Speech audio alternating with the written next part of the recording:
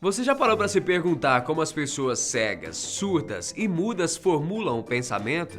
Isso vai depender de como você define o que seria pensar.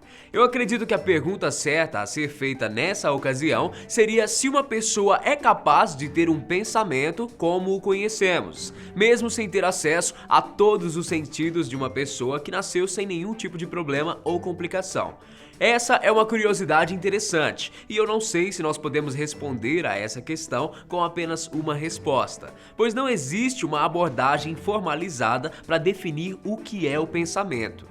Mas com certeza nós podemos ter uma boa ideia sobre esse assunto. Afinal, esse é um tema muito estudado e debatido ao redor do mundo, a fim de compreender e também de facilitar a comunicação entre as pessoas.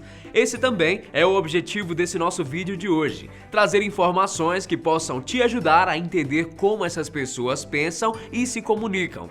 Dessa maneira, você poderá conhecer mais sobre esse universo e até mesmo saber lidar melhor quando se deparar com situações que envolvam pessoas com algum tipo de limitação. Como pensa uma pessoa que nasce cega, surda e muda?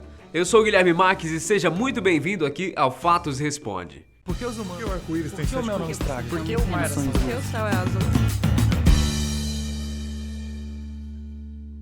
O fato de uma pessoa ser incapaz de conseguir falar, enxergar ou escutar não tem nenhuma relação com o funcionamento cognitivo do cérebro.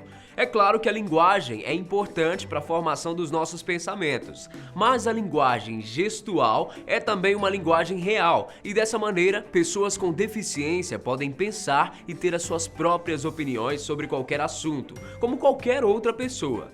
Claro que algumas dessas pessoas são limitadas por causa das suas condições, mas em sua maioria elas levam a vida como qualquer outra pessoa. Possuem as suas atividades preferidas, alguns são casados e criam seus filhos, trabalham, estudam, reconhecem as pessoas e situações, ou seja, seguem a sua rotina normalmente. Durante o período dos 21 aos 36 meses de idade, o ser humano aprende o básico para a formação de uma estrutura cognitiva essencial para o raciocínio. Segundo alguns estudos recentes, foi possível descobrir que temos realmente uma voz interna que produz uma espécie de monólogo particular que nos auxilia em funções fundamentais como a memória, o raciocínio e a questão sobre autoconsciência. O nosso cérebro possui uma grande quantidade de circuitos sinápticos que formam o raciocínio e conforme aprendemos a linguagem falada, seguida da linguagem escrita, todas as funções lógicas passam a usar esse código. Porém, o nosso cérebro, além de ser capaz de processar os pensamentos lógicos e racionais, também processa pensamentos emocionais, reagindo a sentimentos e diferentes estímulos, que estão diretamente ligados aos sentidos sensoriais, e é aí que os outros sentidos entram em ação, principalmente o tato. É quase sempre através do tato que essas pessoas se comunicam, como a leitura via braille, por exemplo.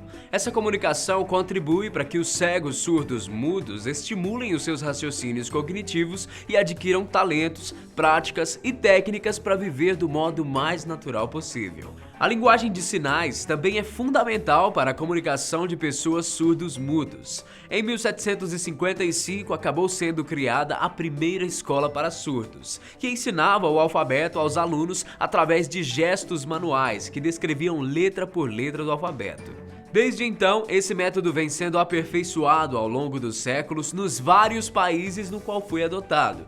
E em 1856, o conde francês Ernest Huete, que também era surdo, trouxe ao Brasil a linguagem de sinais.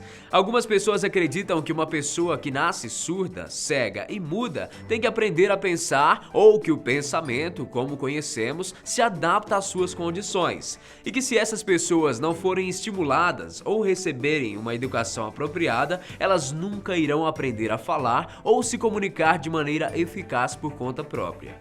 Por isso, é tão importante que o diagnóstico desse tipo de condição seja confirmado o quanto antes, para que as crianças possam receber uma educação adequada que possa estimular o raciocínio e o aprendizado. Apesar de todas essas dificuldades, algumas dessas pessoas se tornam um exemplo de vida para a sociedade, e é o caso de Helen Keller.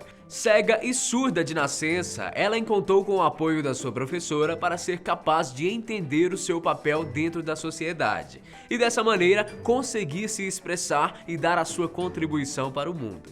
Helen Keller foi a autora de livros como A História da Minha Vida, além de ter sido uma ativista, pesquisadora e ter viajado ao redor do mundo defendendo os direitos de pessoas deficientes.